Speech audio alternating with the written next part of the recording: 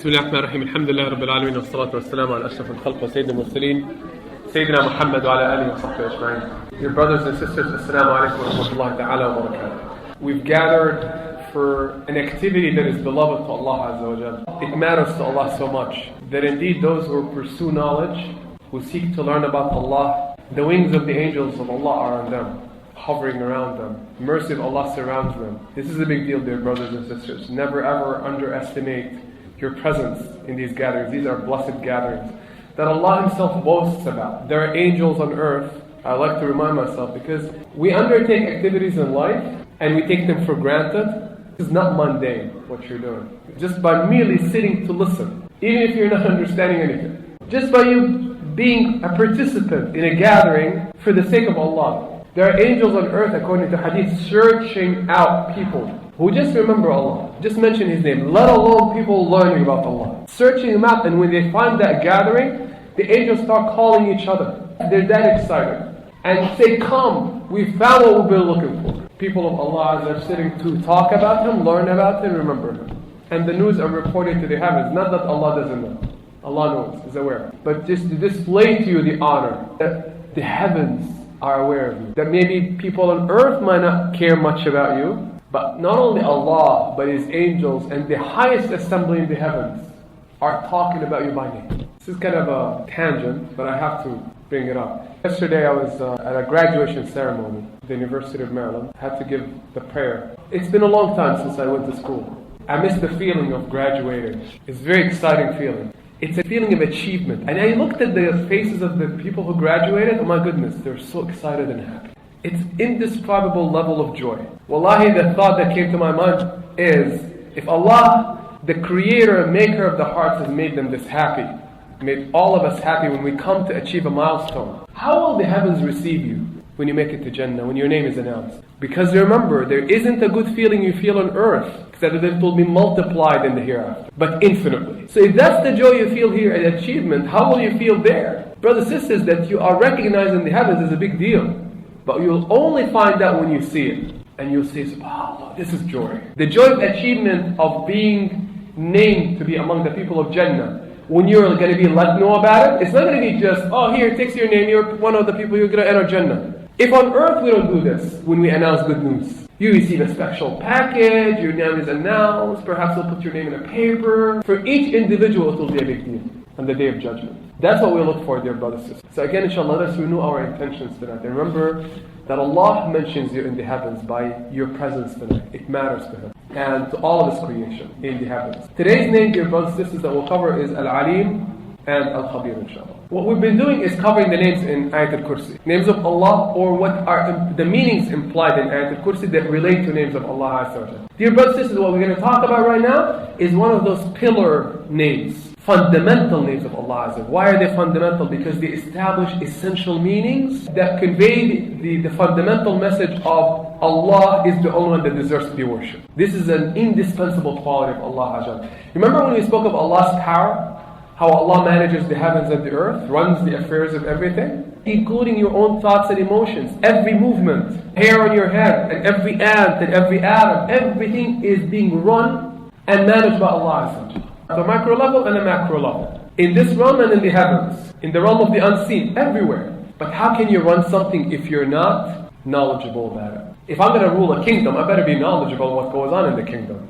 If I'm going to run a household, I better know about the people in my family. You're not expected to be able to be successful at running any operation if you don't know about the details of the operation and you're skilled at it. You have to have knowledge. So we cannot speak of Allah as a creator, as the God of the heavens and the earth, if He's not knowledgeable about His dominion. Thus He is Al-Alim Al Khabir, the most knowledgeable. Al Khabir, will explain what Al Khabir is, but it covers another dimension of ilm. Two names of Allah addressing ilm, knowledge. We'll differentiate between the two, inshallah. Just as we always said about the names of Allah, Allah called Himself, attributed to Himself the quality of knowledge. Remember when we spoke of Al-Hayy, the living one? And we said Allah is attributing Himself the quality of life.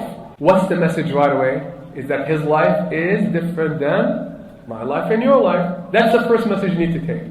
So if Allah is saying about Himself, I am knowledgeable, if He's calling Himself Al-Aleem, He's attributing knowledge to Himself. We better be careful. Because He is attributing the entire concept of knowledge to Himself only. Al-Alim, the knowledgeable one. So nobody else can call themselves Al-Alim except Allah Azza wa Jalla. First fundamental message.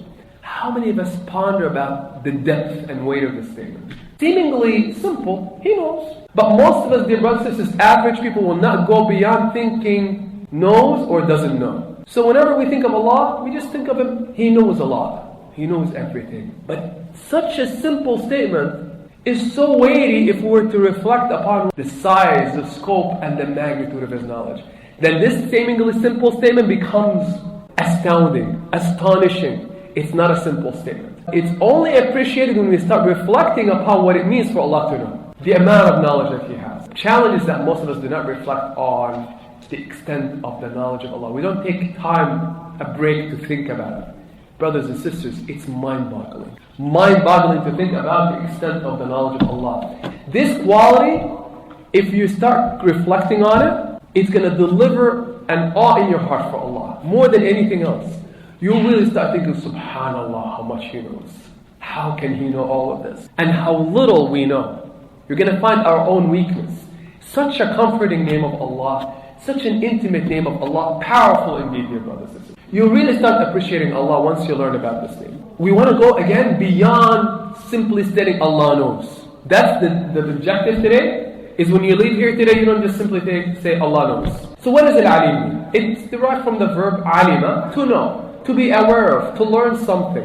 All these are meanings, but in relation to Allah, Allah doesn't learn, Allah knows. What does He know? He knows everything. What this name means is that all knowledge belongs to Allah Azza wa Jalla. All of it. He knows all things, irrespective of their quantity, quality, shape, or form. He knows all things we see and we don't see. He knows all the tangible things and the intangible things. He knows about the things we sense, the things we feel, within our realm and beyond our realm, on earth and in the rest of the universe, in the realm of the spirits and in the heavens. In Al-Mulk is the perceptible realm, and Al-Malakut, the invisible realm. When we speak of the heavens, the invisible realm, He knows every single thing in each of those realms. And not only that, what is above Al-Malakut. We've touched on this before. Who is the only one who got access to that realm? The Prophet ﷺ, on his journey of Al-Mi'raj. He got access to knowledge that is beyond the level of the knowledge of the angels. Allah permitted him to enter a realm that is above Al-Malakut, past Surat Al-Muntaha, the low tree, the farthest tree that sits at that boundary point that nobody can pass. If someone were to pass, they'll burn. Jibreel couldn't. He said, I stop here, I'll burn if I pass this point. When the Prophet ﷺ was permitted to pass it, he said, I got immersed in a light, and Allah exposed to me all knowledge. He was changed as a man when he came back. What knowledge was that? That is above even the knowledge of the heavens. One day you'll find out, inshallah, when you meet Allah. Knowledge that is indescribable. But even that could sound seemingly simple. Let us reflect on what that means. So much depth to what we just said, dear brothers and sisters. If we don't reflect, even the idea that Allah knows the invisible and the invisible, everything, may not be hitting our heart and soul hard. Dear brothers and sisters, this is no easy thing. I want you to just think of your own body. I'm not sure typically how many hairs are on the head. I read one time like 300,000 hairs in a typical head. Imagine each hair on your head. Allah knows about each one of them. Where it is, what's feeding it. He's the one who created it. He knows about the direction of it, the color, everything, and everything within it. Just that's on your head. I didn't get inside. Each hair is a world. Just as under a microscope, if you put your skin, there's a world inside of each pore. Each cell is a world. And each atom is a world. He knows about, imagine, each hair, the cells in it, each cell and what's underneath the cell. And all the atoms, and all the electrons, and the protons, and the neutrons, and what's sub that. Each thing, fully aware of it and its details. He knows about all the things in the air, the microbes and the bacteria, each one of them. Well, how much of them are there? Trillions and trillions and trillions. Infinite numbers. He knows about each thing, dear brothers and sisters. He knows about what's under each leaf. He knows about all the trees and the leaves on them and what's underneath the leaf. And what's underneath that stone that you might be hitting with your foot. He knows about each cloud and each drop of water in it. And about each element in the air that you breathe. And about, imagine just a mountain and the number of stones in it, and the dirt on it, and the dust, each speck of dust, each drop of water, and the world in the drop of water in the ocean. That's just on earth. How many things are on earth to be aware of? Infinite. He knows about each one. We're just talking about Earth. We haven't talked about the other planets. The space between the planets, mind-boggling creation. Imagine to know about all of that fully. We haven't talked about the heavens yet. What kind of knowledge is that, dear brothers and sisters? About each human being. We don't even know our own stories. A lot of the details from our past is unknown to us. We struggle in our lives to know the details of our own lives, and we cannot do it. Allah knows it inside out. Knows about everything within your emotions. Every single thought that crossed your mind, imagine since you were created, He knows about. You know when your soul or heart feels something, just something hits it and you experience a change in feelings? You know that instant? He knows about it. SubhanAllah. It's mind-boggling level of knowledge. We'll give other examples of this knowledge. Now take it to the suns and the moons and the infinite galaxies, billions of galaxies. This is only in al-Mulk. Just the physical dominion of Allah, the perceptible one. We have not talked about al-Malakut, which eclipses this creation. This creation is like a speck of dust in the lowest heaven. And the lowest heaven is a speck of dust in the second. And the second is a speck of dust in the third. What kind of world is that? Inconceivable. To know every single thing in each of those realms, everything. How many of us reflect on that, dear brothers and sisters? And think indeed, subhanAllah. He knows, dear brothers and sisters, not only about all things with us now, the seen and the unseen. Allah knows everything in the present time, in the past, and in the future. Now that could also sound like a very simple statement. Dear brothers and sisters, how long is the past? We may be thinking since the creation of earth, but the past extends further back than the time of the creation of earth. Infinite. Imagine knowing about not only all things in creation right now, but all things that have happened. Keeping track of events. How many of us, again, thinking about our lives, can know every single detail in our past? We cannot. It's impossible. Even though it's quantifiable. Now imagine He knows the story of each creature and each object, tangible or intangible, animate or inanimate, throughout the past. And imagine if we were just to measure the size of our lives, just to show you how big that is. How long do we live? 67 years. What is our life in comparison with the past? Speck. Immeasurable. It's a dot on a long line. Imagine He knows about this dot, which is our lives, and everything to the back.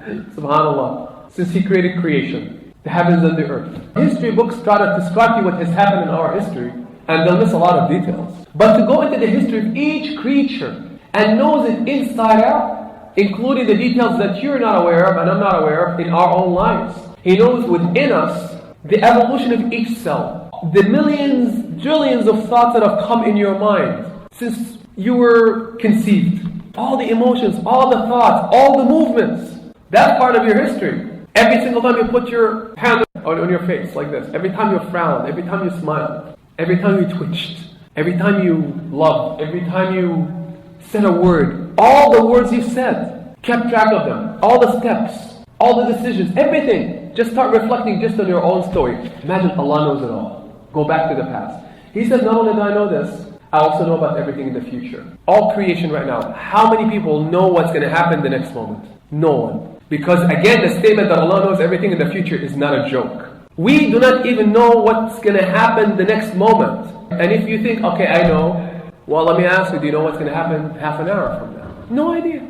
Wallahi, we experience changes in emotion in no time. You can get a phone call about something and Allah knows how it will flip your mind. Allah knows the story of every, not just human being, every jinn, every ant, every cockroach, every elephant, every bird, every cloud, how it will unfold in the future. He knows about the thoughts you'll be thinking 5 minutes from now. He knows about them before they happen. The things that are going to form or in the process of being formed, He knows about them. Now multiply by the size of creation. How can you know all of this? This is Allah. That's why He calls Himself Al-Aleem. He says, be careful when you describe yourself as ulama, knowledgeable, because you really don't know anything. If you were to believe the past had started at one point, well, the future doesn't end. And in Jannah or in hell, infinite. He knows about everything until the end of time, and there is no end of time. Mind-boggling indeed, dear brothers and sisters. Another dimension of this knowledge. We might know a lot of things. We've learned a lot of things in our lives, but can all things you learn be present? All of it. Simultaneously. Can you have access to it all right now? Be aware of it all? Think about all of it right now? You cannot be aware of all the things you've learned at the same time, because your mind cannot think about multiple things, nor can it access all knowledge. Sometimes we have to actually start things like squeeze our minds, like, I learned this somewhere, and maybe something will remind you about it, say, I learned that. Well, Allah is aware of all knowledge of all things simultaneously. He takes into account the knowledge of all things when He is doing anything. So right at this moment, Allah knows everything, and it's all present in His knowledge. Allah doesn't need to remember things. Even though He has the knowledge, the piece of information will not be absent from Him at any one moment. Infinite amount of knowledge, all accessible, all present at the same time. And all of that knowledge, I've made this point before, Allah accounts for it when He makes all of His decisions. So whenever He makes a decision about your life, He's also taking into account the rest of the information about the entire universe, because everything is interrelated. Unlike us, we can only think of a couple of factors. Allah, whenever He makes a decision about your life, He's taking into account all factors, infinite. All human beings are taken into account because everything is interconnected. There is no randomness. You might think, who am I? Am I allowed to impact somebody in China or the moon? Allah knows the process. He's taken into account all of this information as He makes a decision for your life. And I want to also here draw your attention to a very significant point. Even when you have a lot of knowledge, as I said, we have difficulty retrieving it. So much so that in the modern era, because of the vastness of the information that human beings have discovered and have documented, one of the main challenges in companies now is how do you utilize the information? They have vast amount of knowledge in databases, but they have no idea how to use it because they don't know it exists. It's there, it's stored, we know it's there, but how do I know what's there? So they've invented new forms of disciplines called information retrieval and storage. How to not only store the information, but also how to retrieve it and organize it so that people can make good decisions. Allah, dear brothers and sisters, doesn't need to retrieve information. Allah's knowledge is always accessible to Him. Allah knows it all. I shared this piece of data before. Again, just to illustrate to you, this is a tiny example that illustrates the amount of knowledge of Allah, the vastness of it. They say if you were to take the information on the internet, transcribe it, then pile it up as high as you can, all the pages, that information will pile up 10 times the distance to Pluto. So it goes beyond the planetary system, 10 times. That's how far it goes, our information that we've written on the internet. The shuttle travels at 17,500 miles per hour. In an hour and 15 minutes, it will go around Earth one time. It would take the shuttle at 17,500 miles per hour, 23 years and 100 days to reach Pluto, non-stop. So 23 years times 10, 230 years. The shuttle would have to travel 230 years to get to the end point of the last piece of paper that we've transcribed. How much does Allah know? He gave us that knowledge, and it's a speck, little tiny bit. This is what we mean by reflecting on the manifestations of the knowledge of Allah. The scope of it, it is mind-boggling, dear brothers and sisters. Another essential thing about the knowledge of Allah is that His knowledge, unlike our knowledge, is not derived. He always had that knowledge, as long as He existed. And Allah has no beginning. As they say, it's a pre-existence form of knowledge. That He always had the knowledge, He didn't acquire it. It was always available to Him, He knew it all. Before creation was created, He knew about this creation. But that misses an essential point. That how did this thing come? It's by His knowledge as well. So let us not forget that Allah's knowledge, not only has it always been there, but it's the reason why things exist. Things exist by His knowledge. Very essential point to understand, dear brothers and sisters. That Allah's knowledge is the reason why things exist. Things come into existence by the knowledge of Allah Azza wa Jal and His power. He not only has knowledge, but He acts on His knowledge. He has will and the ability to execute. So every single thing, I want you to imagine this, every single thing we witness, we know about, we don't know about, within ourselves, beyond ourselves, is a manifestation of whose knowledge? Allah's. Very essential thing to understand. And one of the key lessons we're going to leave with is to think about everything around us, within us. From that hair, to the pore in your skin, to the shape of your finger, to the movement of your head, to everything, to your feelings, as a manifestation of whose knowledge? Allah worked it out for you, designed it by His knowledge. And to say Subhanallah, Subhanal Aleem, glory to the one who knows. To watching events, to seeing history evolve, all of it by Allah's knowledge. Perfect knowledge, infinite, and it was the reason why things run the way they do. into the distant future. Nothing is accidental, but everything is a manifestation of His knowledge. That's the level of knowledge we're talking about today, dear brothers and sisters. So that we appreciate what it means to say all knowledge belongs to Allah. For us to start experiencing things differently. To really look at it and say, SubhanAllah, He allowed this to happen that way. He gave us those brains. He allowed the waves of the ocean to ripple in the way they do. And that dust and those cells and the body motion and everything we talk about. SubhanAllah, Al-Aleem who made it happen that way. So again, it is a knowledge that caused things to exist. And indeed the whole universe is nothing but a manifestation of the divine knowledge of Allah Azza wa Jalla. We'll touch more on that inshallah. And again, just for you to think about our evolving knowledge, it doesn't take much, dear brothers and sisters. We just observe few phenomena in this age and it delivers the point. Just look at the evolution of planes.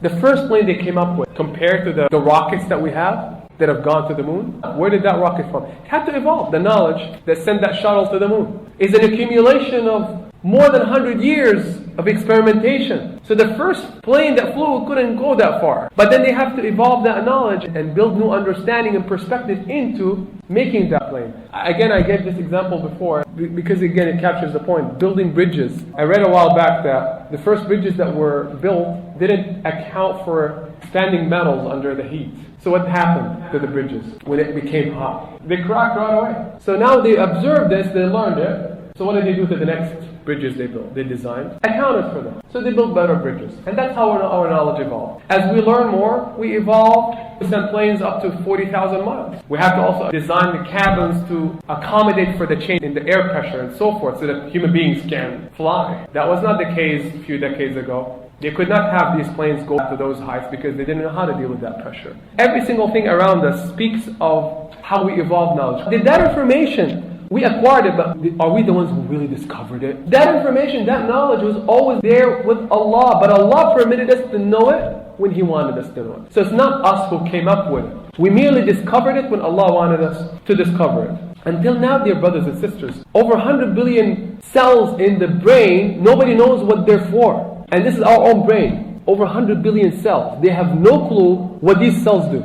Yet they're doing something. SubhanAllah. Tens of billions of cells in your own mind. We have no clue about most of them. Just another illustration of the amount of knowledge within us and how much we're evolving our understanding. They say that if you were to fold out the blood vessels in your body, how far will they go? String them together. The blood vessels from your brain to the rest of your body. How far will they go? 100,000 miles. So again, what's the circumference of Earth? Around 25,000. 4 times the distance around Earth. Yes, your own blood vessels. How is it that you can have thousands of miles of wiring inside of you? Allah made it happen.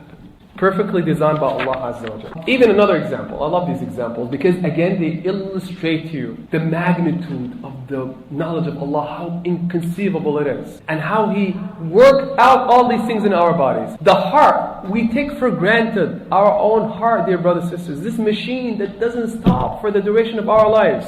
Each day it pumps out 1,900 gallons of blood. In 70 years, guess how much blood will be pumped out? Inside and outside of your own heart. 48 million gallons. What kind of a machine is that? Even if you would take it outside the body, it will continue to pump. How many cells are in it? Allah knows about each cell. He designed each cell in it and made it pump like that. Reflect now about creation. Watch documentaries, dear brothers and sisters. Wallahi, it's mind-boggling. A baby oil drinks more than 300 kilograms of milk in one sucking. 1 ton of milk a day. You know what a ton is?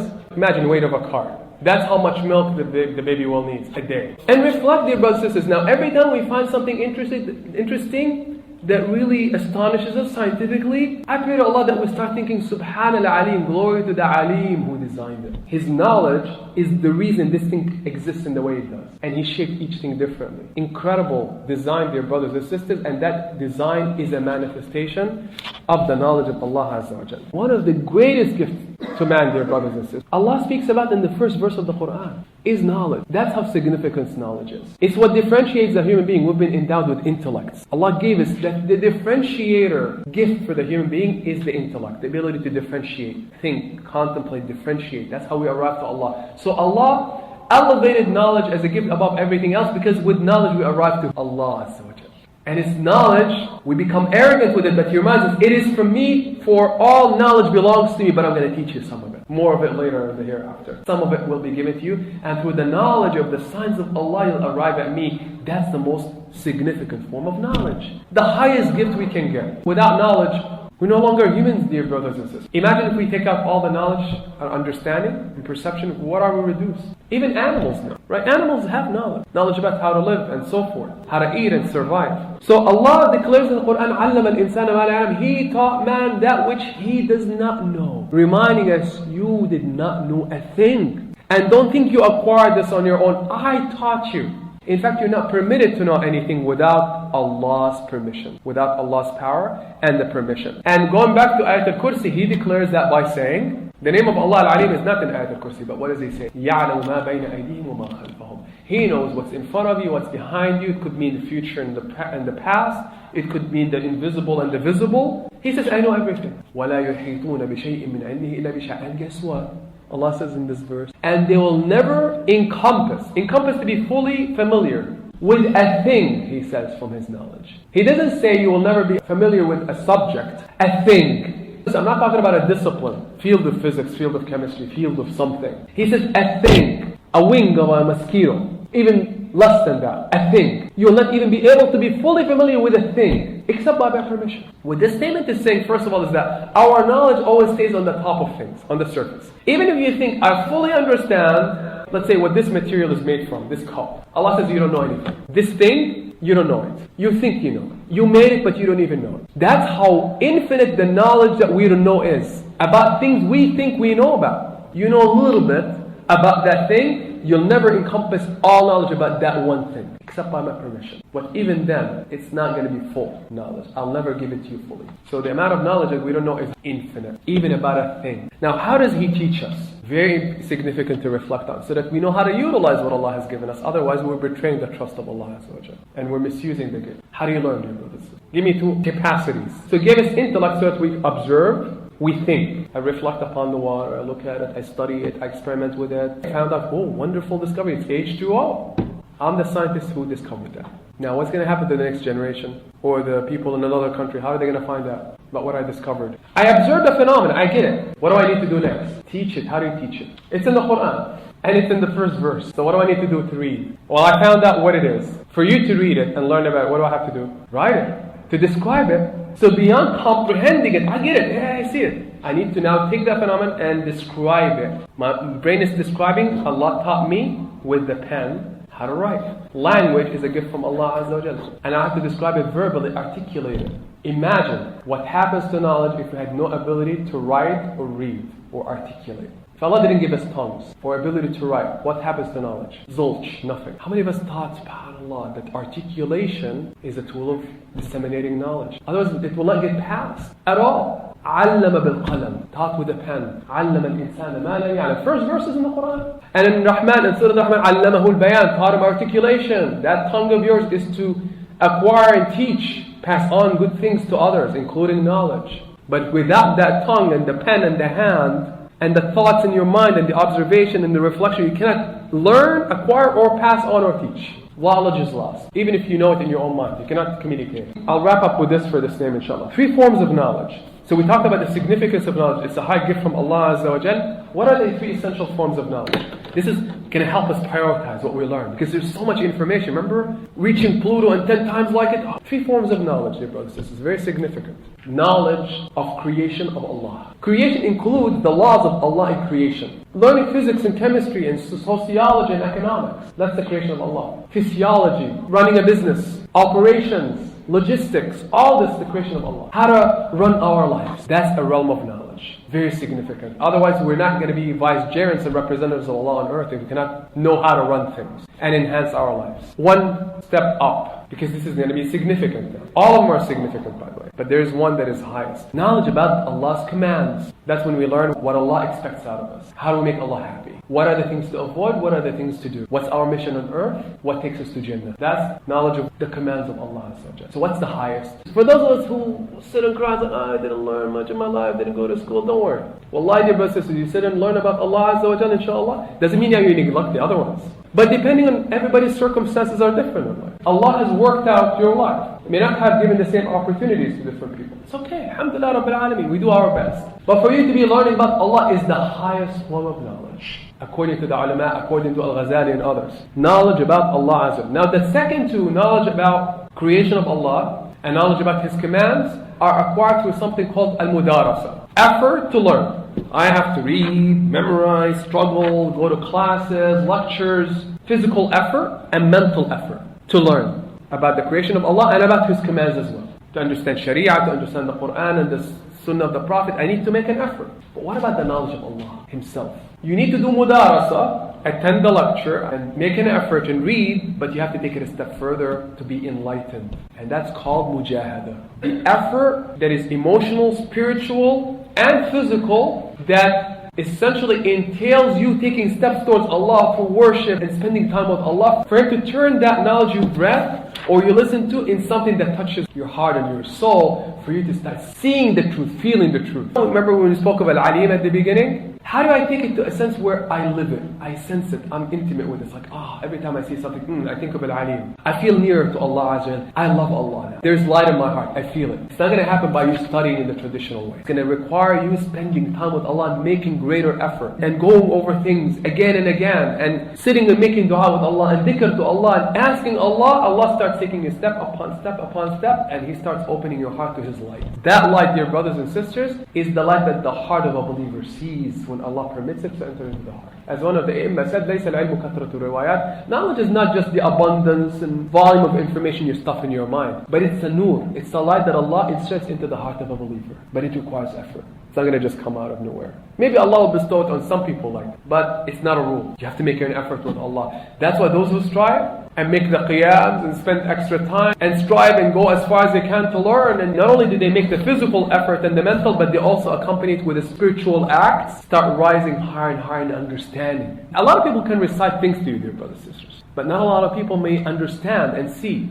It's something in the heart and in the soul. So these are the three types of knowledge. And again, Allah mentioned something in the Quran along those lines by saying, وَالَّذِينَ جَاهَدُوا فِينَا لَنَهْدِيَنَّهُمْ سُبُلَنَا. Those who strive in our ways, we shall guide them to our ways. We shall guide them, open doors of understanding and perception to them. Now, Al-Khabir. So what is the differentiates the name Al-Khabir from Al-Alim? Al-Alim encompasses everything, it seems. Let us take this away from the context of Allah into our context. Who do we give the title of a Khabir to? Somebody with expertise. Somebody who didn't just possess the theoretical knowledge, book knowledge, but went and acquired experience. That's why when you speak to an engineer who has experience in industry, they'll laugh at somebody coming out of college and telling you, I know. You don't know anything. You've not experimented with it. And a lot of theoreticians clash with experimental scientists. The experimental scientists always tell theorists, it's just theory. But wait until you apply it, it's different. And that's acquired through experience. So there's theoretical knowledge and there's experiential knowledge. Now, who do you trust the most with your life? If somebody was to decide things for your life. In our lives with decisions and advice, we go to experienced people. Well, Allah calls Himself Al-Khabir. Khibra is experience, one step above knowledge. Now, according to the definitions of scholars, they say that Al-Alim is the one who knows everything, but Al-Khabir, the one who is acquainted with the reality of things. What's underneath, the secrets that are not visible, that are not known. The one who intimately knows it inside out. A good example to illustrate this is somebody getting up. I'm getting up right now. You've seen and witnessed me getting up. And I start moving. You now, in your knowledge, know that I got up and walked. That fits into the realm of the knowledge of Al-Alim. What about Al-Khabir? Who knows about what I'm thinking about, what I'm feeling, what my motivation behind getting up? Al-Khabir does. So when we speak of Khabir, it's he who knows the inner secrets and the occurrences, the things that are not known to those observing. So when we speak of knowledge of Allah Azza wa Jal, as Al-Khabir, we're referring to the knowledge of Allah about the intimate secret things, the secrets behind the secrets, the awareness of the reality and truth of everything. The motivation, the intentions, the inner thoughts, the inner occurrences, things that are not even born yet. He knows them to the minutest level and fully aware of them. So again, that is a differentiation between the two forms of knowledge. What's contained in Alim is also knowledge of hidden things, but it's emphasizing Al-Khabir. So it's emphasizing that side of the knowledge of Allah about the inner occurrences, the underlying phenomena that nobody knows about. Nobody can observe. Secret things, and the secrets behind the secrets, and the invisible things. It's essential for you to differentiate between the two meanings. The question should be, why isn't it enough to just say Al-Alim? Why does he need to say Al Khabir? Because it's addressing another aspect of knowledge. It's about the acquaintance with the reality and the truth of everything, including the hidden inner occurrences of every phenomenon, everything in creation of Allah Azza wa Jalla. Well, the scholars say every Khabeer is Aleem, because every experienced person is also knowledgeable about the thing he knows. To capture how Khibra is above ilm, every experienced person is knowledgeable, but not necessarily every knowledgeable person is experienced. This intimate knowledge of the secret things and the inner occurrences has always been with Allah. Similarly, it's not acquired. We wrap up, inshallah, with ways to experience these names and be intimate with them. The most fundamental, in my humble judgment, start observing phenomena and things, including in myself and on every object and human being around me and every sign and everything. And train my heart and my mind and my soul to see everything around me and inside of me as nothing but a manifestation of the knowledge of Allah. You're astonished by something, you, as I said, observe your head, say, SubhanAllah, how I think it and I move my finger. Wow. Well, how does that work? What kind of process happened to allow this to happen instantaneously? Somebody familiar with Alim and Khabir will say what? SubhanAllah, manifestation of the knowledge of the one who designed it, Al-Alim. I would really like for you to appreciate those examples, because without examples you cannot practice. To reflect, as I said, even on the hair, says, Allah, like, look at this, like, why is that hair there? Like, and then when you start studying the hairs and why they're there and so forth, say, SubhanAllah, the one who put it there and designed it to be like that. And then we spoke of the heart, and when you see that plant coming out, and study it and observe it, and you see the movement of the clouds, SubhanAllah, Allah is transporting that cloud, transporting the water, dumping it there, and it's like a conveyor belt around earth. You say, Subhanallah Alim, the knowledge of Al-Alim. Oh, the mountain, knowledge of Al-Alim. Oh, the moon that allows the tides to happen, knowledge of Al-Alim. Suddenly, the name comes to life inside of you, and now you become one of those who adore Allah as Al-Alim, and then falling in love with the name. But if we just look at things around us and we're not mindful, we're not connecting it to the name, it's like we missed the point of Al-Alim. That's why Allah is teaching us about Al-Alim. He's telling us essentially the message, look at everything around you in all of this creation as a manifestation, display of the power of Al-Alim, the knowledge of Al-Alim, Al-Khabir. Trust in Him, look at how He designed this, and say, SubhanAllah. This for me is so important, to practice the meanings behind this name. As an additional related item to this is, whenever you find something related to Al-Alim, think to yourself and say, what do I know? What is our knowledge? That's why people, as they acquire more knowledge and start connecting it to Al-Alim, they realize how little their knowledge is, and say, SubhanAllah, what do I know? And not be proud of what we know, and never say, I. The I that kill the shaitan. We don't know anything, dear brothers and sisters. Unfortunately, we grow in arrogance once we start learning. And we want the titles next to our names. And, because hey, everybody needs to know, I'm a PhD, I'm this, I'm that, call me by this title. At the end of the day, it's all about be impressed with my knowledge. A lot of it is ego, dear brothers and sisters. Most of us have egos without us knowing.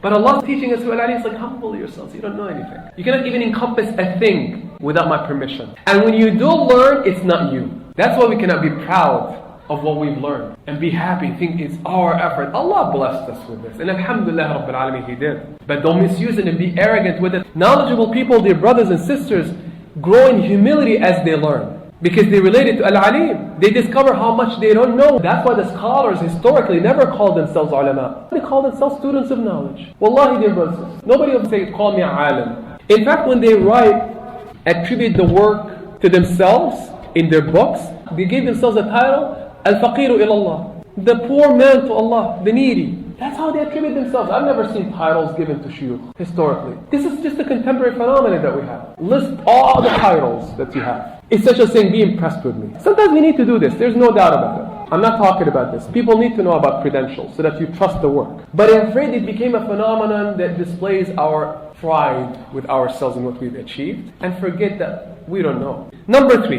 very essential. This name is telling us, trust in me. What does Allah say in the Quran? Listen to this. He says, وَلَا يُنَبِّئُكَ مِثْلُ خَبِيرٍ. No one will tell you like Al-Khabir. So where do you get the truth then? From the one who knows. Where do you get the prescription to become successful and happy? From the one who knows, who created happiness. Who knows it better than Him? Who knows what works and what doesn't work in creation better than Him? Who knows what's a good life and what's a bad life better than Him? And what do? Yeah, we acknowledge Him as Al Khabir, but we're not going to listen. I'm going to listen to someone else. Other ways, other perceptions of happiness and misery.